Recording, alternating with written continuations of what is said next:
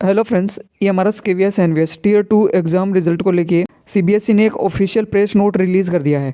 इस press note में क्या है आप लोगों ने आई होप देख लिया होगा, लेकिन फिर भी काफ़ी स्टूडेंट्स को डाउट आ रहे हैं कि पहले किसका रिजल्ट डिक्लेयर होगा, कोई डेट कि इस डेट तक आ जाएगा या फिर टीजीटी का पहले आएगा या पीजीटी का पहले आएगा। वो सब हम इस वीडियो में डिस्कस करेंगे, ठीक है। तो आप लोग वीडियो में लास्ट तक बनी रहेगा, काफ़ी यूजफुल रहने वाला है। ये वाला प्रेस नोट आप लोगों ने देखा होगा। इसमें है क्या, देखिए मैंने आप लोगों को पहले भी बताया था, एक बार फिर से बता रहा हूँ। आप लोगों के काफ़ी डाउट्स आ रहे थे, इस रिगार्डिंग बनाना पड़ा मुझे। यहाँ से आप लोग देखेंगे कि ये देखिएगा, the tier 2 result will be declared in phase commencing mid of August 2026। इसका सीधा सा मतलब है कि आप लोगों का जो है वो लगभग 20 से 22 अगस्त के बीच में रिजल्ट डिक्लेयर होने स्टार्ट हो जाएंगे। अब देखिए फेज़ वाइज बता रखे हैं। और ये जो नोटिस रिलीज हुआ है किसके रिगार्डिंग हुआ था, बेसिकली हाई कोर्ट के अंदर स्पेशल एजुकेटर को लेके जो रिट लगी थी, यानी कि वो पिटीशन लगी थी उसको लेके। तो पॉसिबिलिटी है कि किसका रिजल्ट पहले आएगा, स्पेशल एजुकेटर का पॉसिबिलिटी है। उसके बाद में पॉसिबिलिटी हम देखें तो पीजीटी का आ सकता है, क्योंकि उसमें नंबर ऑफ स्टूडेंट्स कम हैं, तो हो सकता है कि उसके रिजल्ट जल्दी डिक्लेयर कर दे। मेन प्रायोरिटी पे पॉसिबिलिटी है स्पेशल एजुकेटर की, वो भी देखिए पॉसिबिलिटी है, कोई गारंटी नहीं ले सकते हम लोग इस चीज़ की। और सीबीएसई का तो इस बार जैसा चल रहा है उसकी तो बिल्कुल भी नहीं ले सकते। एक था कि कट ऑफ क्या हायर जाएगी, बिल्कुल कट ऑफ हायर जाएगी, गारंटी लेके कह रहा हूँ इस चीज़ का, ठीक है। दूसरा देखिए मिड ऑफ अगस्त बता रहे हैं, तो इसका मतलब ये नहीं तो है तो नहीं कि 15 अगस्त को रिलीज़ कर देंगे कि भाई देश को आज़ादी मिली है तो इनको भी आज़ादी दे दे, ऐसा तो कुछ है नहीं। तो लगभग 20-22 अगस्त को रिलीज़ होने स्टार्ट हो जाएंगे। डीवी और इंटरव्यू के लिए प्रिपरेशन करते रहिए, ये नेक्स्ट स्टेप ये है। अब देखिएगा ये होगा कि कब तक रिलीज़ होगा, किसका पहले आएगा। और अभी क्यों रुका हुआ है, वो फिजिकली इवेल्युएट हो रही हैं जो डिस्क्रिप्टिव आंसर बुकलेट है अपनी। अब मैं बात करता हूँ कि केवीएस और एनवीएस का क्या फंडा है, उसमें पोस्ट कैसे मिलेंगी, वो ऑफिशियल नोटिफिकेशन पे लेके चलता हूँ, उसी पे हम डिस्कस करते हैं। उसमें दे रखा है, देखिएगा यहाँ से 12 नंबर पॉइंट है कि process of allocation of candidate to KVS and NVS. ये पॉइंट्स आप लोगों को देख लेने हैं, इसमें आप लोगों का पूरा आंसर छुपा हुआ है। पहला पॉइंट देखिएगा, after preparation of merit list the candidate who will be in the combined merit list of KVS and NVS for same post in the merit list of more than one post। यानी कि direct मैं आप लोगों को बता दूं, इसमें दे रखा है कि KVS और NVS की मेरिट लिस्ट के अंदर अगर दोनों के अंदर किसी स्टूडेंट का नंबर है, या फिर मान लीजिए कि क्योंकि दोनों के साथ प्रिपेयर होगी, तो जो स्टूडेंट KVS एंड NVS के लिए उनको प्रेफरेंस कैसे देनी होगी, एक ऑनलाइन लिंक एक्टिवेट किया जाएगा पर्सनल उसी स्टूडेंट के लिए जो टीयर 2 के अंदर पेयर हुआ था। उसको KVS या NVS प्रेफरेंस डालनी पड़ेगी। एक बार प्रेफरेंस डाल दी उसके बाद में चेंज होगी नहीं, ऑनलाइन ही होगी, ऑफलाइन इसका कोई माध्यम नहीं है। दूसरा ये वाला पॉइंट देखिएगा कि अगर किसी ने मान लीजिए कि प्रेफरेंस नहीं डाली तो क्या होगा, the candidate who do not fill their choice within the notified period will not be considered in merit and no post will be allotted to them. यानी कि जिन स्टूडेंट ने प्रेफरेंस नहीं डाली है उनका ना मेरिट तैयार होगा, ना उनको कोई पोस्ट अलॉट की जाएगी, ठीक है। और उसके बाद में दे रखा है the allocation of position to selected candidate in KVS NVS will be done by KVS and NVS subsequently. दे रखा है कि उनके पास में जैसे आपने प्रेफरेंस डाल दी, मेरिट लिस्ट तैयार होगी, उसके बाद में केवीएस और एनवीएस सेपरेट आप लोगों का रिजल्ट डिक्लेयर करेगी और फाइनल जो है वो पोस्टिंग देगी आप लोगों को। और यहाँ से देखेंगे कोई वेटिंग लिस्ट इसके अंदर रहने वाली नहीं है। पेज नंबर मैं बता देता हूँ, आप लोग भी चेक कर लीजिएगा चाहे तो। देखिएगा यहाँ से 28 पेज नंबर जो है इस पर दे रखा है, आप लोग अच्छे से पढ़ लीजिएगा। अब मैं बात कर लेता हूँ टीजीटी के लिए क्या क्या डॉक्यूमेंट चाहिए, वो सब हम डिस्कस कर लेते हैं।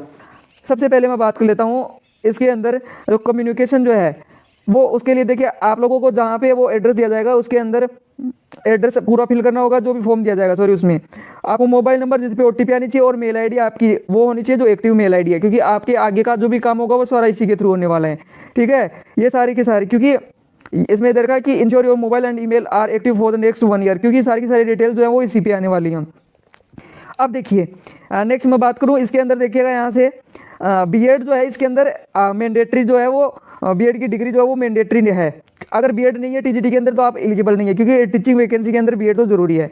और इसमें पोस्ट ग्रेजुएशन की डिग्री चाहिएगी, ये वाली जो है वो नेसेसरी नहीं है, वो इसेंशियल है। इसके अंदर आपकी बीएससी चाहिएगी, क्योंकि टीजीटी की हम बात कर रहे हैं, ठीक है।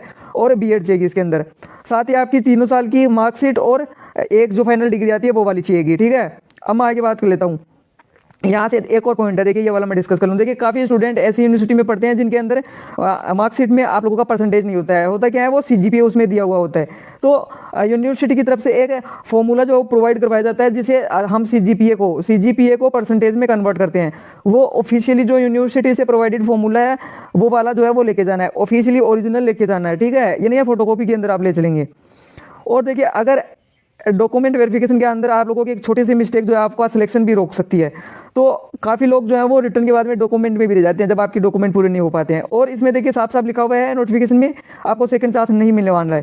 तो इसके जो भी आपकी रिटर्न एग्जाम है उसके बाद में डीवी मेन है और इंटरव्यू, लेकिन ईएमआरएस के अंदर इंटरव्यू है नहीं। तो ईएमआरएस के अंदर ये समझ लीजिए कि आपका इंटरव्यू और डीवी एक ही है, ठीक है।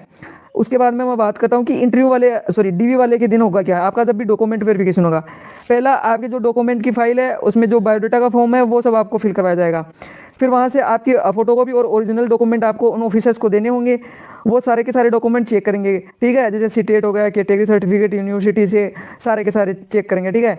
आपका जो सब्जेक्ट कॉम्बिनेशन है, क्योंकि इसमें सब्जेक्ट कॉम्बिनेशन इंपॉर्टेंट है, क्योंकि काफ़ी स्टूडेंट 12th अलग सब्जेक्ट से करते हैं और फिर बीएससी जो है वो अलग सब्जेक्ट से कर लेते हैं। तो उसमें क्या एलिजिबिलिटी रहेगी वो मैं डिस्कस करूँगा। उसके बाद में देखिए नेक्स्ट स्टेप में क्या होगा, आपको एलिजिबल या नॉट एलिजिबल वाली मोहर लगा दी जाएगी। देखिए एक बॉक्स होता है, उसमें सेम इस तरह की एक मोहर होती है। अगर आपके डॉक्यूमेंट सही हैं तो आप एलिजिबल हैं, ठीक है। अब मैं बात कर लेता हूँ जो अपने पास में चाहिए क्या क्या। देखिए मास्टर एक बार चेकलिस्ट चेक कर लेते हैं कि क्या क्या डॉक्यूमेंट उस टाइम पे हमें नीडेड होंगे। देखिए सबसे पहले मैं बात कर लूँ 4 से 5 लेटेस्ट फोटो पासपोर्ट साइज चाहिएगी, लेटेस्ट चाहिएगी। देखिए आप लोग अभी जो खिंचवा सकते हो, 1 महीने तक की पुरानी चलेंगी, इस पर इससे ज़्यादा नहीं। आपकी आईडी प्रूफ चलेगी, Aadhaar card, PAN card, voter ID. अगर आधार कार्ड के अंदर कोई भी डिटेल आपकी 10th की मार्कशीट से मैच नहीं कर रही है, जैसे कि डीओबी हो गया, फादर्स नेम हो गया, मदर्स नेम हो गया, आपका नाम हो गया, उसमें देखिए कुछ सरनेम में, मिडिल नेम में या फिर स्पेस में ऐसा कुछ है करेक्शन, तो वो करवा लीजिए अभी, क्योंकि अभी आप करवाएंगे तो लगभग 1 महीना लग जाएगा, ठीक है, अपडेट होने में 1 मंथ लग जाएगा। तो इसे जितनी जल्दी हो सके आप लोग अपडेट करवा लीजिए। अगर अपडेट नहीं हो पाता है तो इसके लिए आपको एफिडेविट बनवाना पड़ेगा हर डॉक्यूमेंट के लिए।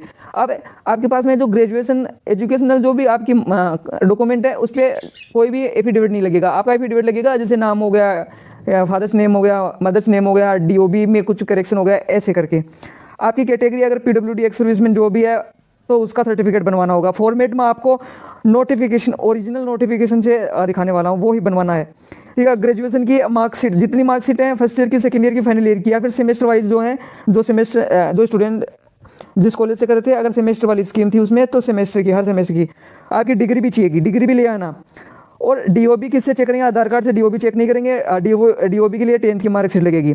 सीटेट जो है वो चाहिएगा और उसके अंदर सेकंड पेपर क्वालिफाई होना चाहिए। फर्स्ट पेपर क्वालिफाई होने से आप लोग टीजीटी के लिए एलिजिबल नहीं है, ध्यान रख लेना। सेकंड पेपर जो है आपका क्वालिफाई होना चाहिए। अगर आप ईएमआरएस में करंटली जॉब कर रहे हैं तो आपको एनओसी चाहिए, किसी अदर डिपार्टमेंट में कर रहे हैं तो एनओसी चाहिए। अभी इसी टाइम पे तो एनओसी चाहिए कि वहाँ से एनओसी बना के देंगे आपको, जाना है। अगर ईएमआरएस या केवीएस एनवीएस की एम्प्लॉई है तो वहाँ पे जाना है, किसी अदर इंस्टीट्यूट में है तो वहाँ पे जाना है, गवर्नमेंट एम्प्लॉई अगर आप हैं। और जैसे ही आपका सिलेक्शन हो जाता है, फाइनल सिलेक्शन इंटरव्यू वगैरह के बाद में, तो आपको वहाँ से रिजाइन करने के बाद ही ज्वाइन करना है, ठीक है। डॉक्यूमेंट चाहिए कितने, जो है आपको 3 सेट चाहिए। 2 सेट तो आपको फोटोकॉपी चाहिए, उसको सेपरेट रख लेना है। सेल्फ अटेस्टेड आपके सिग्नेचर होने चाहिए, वही सिग्नेचर जो फॉर्म फिल करते समय आपने किए थे, ठीक है, वही साइन होने चाहिए। और एक ओरिजिनल जो आपके डॉक्यूमेंट है जो मैंने बताए हैं वो सारे के सारे ओरिजिनल डॉक्यूमेंट भी चाहिए, उसको एक अलग फोल्डर में रख लेना। 3 सेट जो है टोटल अपने पास में होने चाहिए डॉक्यूमेंट के। अब यहाँ पे देखिए इसमें जो है टीजीटी के अंदर सीटेट, बीएड के अलावा एक सीटेट जो है वो एक तरह से ये मान लीजिए कि आप लोगों का जो है वो लाइसेंस है। सीटेट में जैसे कि मैंने बताया, ये जो कॉमन जो है वो एलिजिबिलिटी ये जो टेट जो सीटेट वाला जो होता है, जो सेंटर के लिए होता है, जो टीचिंग वैकेंसी के लिए, पेपर सेकंड, इसके अंदर पेपर सेकंड, देखिए पेपर सेकंड पीजीटी में कुछ नहीं चाहिए सीटेट, और टीजीटी जो है इसमें पेपर सेकंड चाहिए होता है। पीआरटी की हम बाद में बात करेंगे, लेकिन अभी टीजीटी की बात करें तो आपका पेपर सेकंड जो है वो क्लियर होना चाहिए। और जो मिनिमम क्वालिफाइंग मार्क्स होते हैं, जैसे 55% हो गया, या जो रिजर्वेशन उसमें अलग रूल है, बट आपका जो है क्वालिफाइंग होना चाहिए इसमें। और सेकंड पेपर याद रख लेना पक्के से, सेकंड पेपर, अगर सेकंड पेपर क्वालिफाइंग नहीं है, आप डॉक्यूमेंट वेरिफिकेशन के लिए चले गए तो आप नॉट एलिजिबल होंगे। हो सकता है आप पे कोई जो है वो कानूनी कार्रवाई भी हो, ठीक है। तो टीजीटी के लिए सेकंड जो है वो कंपलसरी है, पेपर फर्स्ट टीजीटी के लिए जो है वो वैलिड नहीं है, ठीक है, यहाँ पे साफ साफ लिख रखा है। और ये जो सीटेट जो है वो सीबीएसई से करवाया जाता है वो वाला ही होना चाहिए आपके, ठीक है, स्टेट वाला चलेगा नहीं आपका। और जो भी डिटेल्स हैं उसके अंदर वो चाहिएंगी, जैसे सर्टिफिकेट का नंबर चाहिएगा, रोल नंबर चाहिएगा, जो भी होता है उसके अंदर।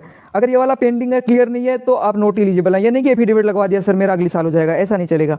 सीटेट कंपलसरी है, ठीक है। अब अगर आपने फॉर्म फिल करते समय एक्सपीरियंस भरा था उसके अंदर, तो ये आपको एक्सपीरियंस का सर्टिफिकेट बनवा के लेके जाना है। और होना कौन सा चाहिए, या तो गवर्नमेंट स्कूल का या फिर रेजिडेंशियल स्कूल का, 2 ही स्कूल का जो है वो वैलिड होगा। और लेके कब जाना है, अगर आपने फॉर्म फिल करते समय अगर आपके पास में फॉर्म का प्रिंट आउट है तो वो देख लेना वहाँ से, अदरवाइज आप अपने अकाउंट पे लॉगिन करके वहाँ से डाउनलोड करके देख लेना, ठीक है।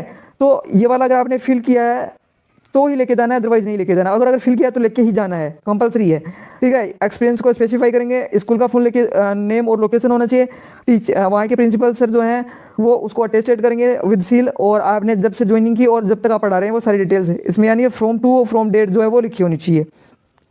और एक्सपीरियंस क्लेम करने का जो प्रूफ है वो करंट जॉब के साथ में होना चाहिए, और करंट जॉब अगर है तो एनओसी मैंने बता दिया, नो ऑब्जेक्शन सर्टिफिकेट देना जो है वो कंपलसरी होगा। अब मैं एज रिलैक्सेशन की बात कर लेता हूँ कि एज के अंदर क्या लिमिट रहने वाली है। इसमें देखिए एज कब से काउंट की जाएगी, 23/10/2025 से आपकी काउंट की जाएगी, ठीक है। यहाँ से मैं बात करूँ टीजीटी के लिए जो है वो 35 एज रहने वाली है मैक्सिमम। और ईएमआरएस के अगर आप एम्प्लॉई हैं तो 55 ईयर्स के आप जो है मैक्सिमम ईयर्स आपकी रहने वाली है इसके अंदर, अगर आप ईएमआरएस के एम्प्लॉई हैं, ठीक है। डेट कब से काउंट होगी, 23/10/2025 से काउंट होगी। और अदर जो रिलैक्सेशन मिलता है जैसे SC ST OBC PWD, तो ये जो गवर्नमेंट रूल्स हैं उसके अकॉर्डिंग मिलने वाला है। ईएमआरएस के लिए 55 ईयर्स। DOB किससे चेक होगी, आधार कार्ड से बिल्कुल चेक नहीं होगी, आपकी जो DOB चेक होगी वो 10 की मार्कशीट से होगी, ठीक है। अब देखिए कि आपका रिजेक्शन जो है वो DV के अंदर किसकी वजह से रुक सकता है। एज लिमिट अगर 35 से प्लस है, रिलैक्सेशन आपको मिल रहा है उसके बाद में भी ज़्यादा है, तो अगर आपका सब्जेक्ट कॉम्बिनेशन अच्छा नहीं है, देखिए सब्जेक्ट कॉम्बिनेशन में आपको ऑफिशियल नोटिफिकेशन उसमें दिखाने वाला हूँ, ठीक है। जैसे कि मान लीजिए आपका हिंदी है और आपने एक साल हिंदी और अगले साल दूसरा सब्जेक्ट चेंज कर लिया तो आप एलिजिबल नहीं होंगे। कैटेगरी सर्टिफिकेट कैसे होंगे मैं अभी नोटिफिकेशन पे दिखाने वाला हूँ, वो उसी फॉर्मेट में होने कंपलसरी हैं। अगर बीएड की डिग्री नहीं है, पेंडिंग है, तो भी आप जो है वो रिजेक्ट हो सकते हैं। सीटेट के लिए सेकंड पेपर क्वालिफाई होना चाहिए। और अगर कोई भी अगर आपने फोर्जरी करके जो है वो डॉक्यूमेंट बनवाए हैं, या फिर आपने एफिडेविट नहीं लगवाया, कोई स्पेलिंग में गलती है और फिर एफिडेविट नहीं बनवाया, कोई भी डिटेल मिसमैच कर रही है, तो आप इन 6 गलतियों से जो है वो रिजेक्शन आपका हो सकता है।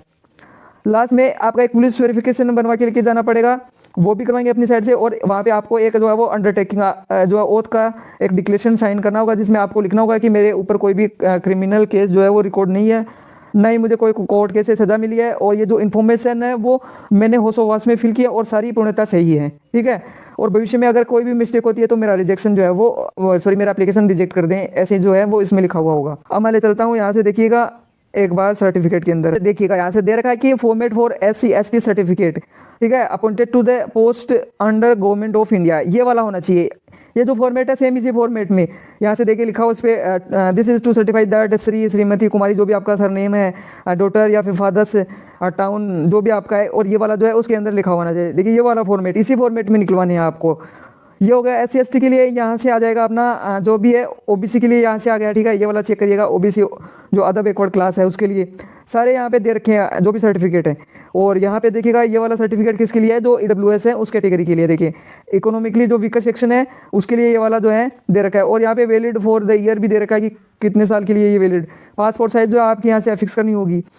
सारी की सारी ये जो है एक सर्विसमैन के लिए ये वाला दे रखा है फॉर्मेट, सारा का सारा फॉर्मेट यहाँ से दे रखा है। आप लोग जो है वो चेकआउट कर लेना यहाँ से, ओके। ये वाला मैं आप लोगों के साथ में शेयर भी कर दूंगा। इस वीडियो के अंदर हमने डिस्कस किया जो TGT है उसके लिए क्या क्या डॉक्यूमेंट चाहिए, क्या प्रोसीजर रहने वाला है। और देखिए आप टाइम से पहले पहुंच जाएगा वहाँ 1 घंटे पहले, क्योंकि प्रेशर होता है छोटी छोटी चीज़ों का उस टाइम पे। क्या क्या डॉक्यूमेंट चाहिए एक बार जाने से पहले चेकआउट कर लेना, सारे डॉक्यूमेंट हैं कि नहीं है, और अच्छे से जो है वो अपना DV करवा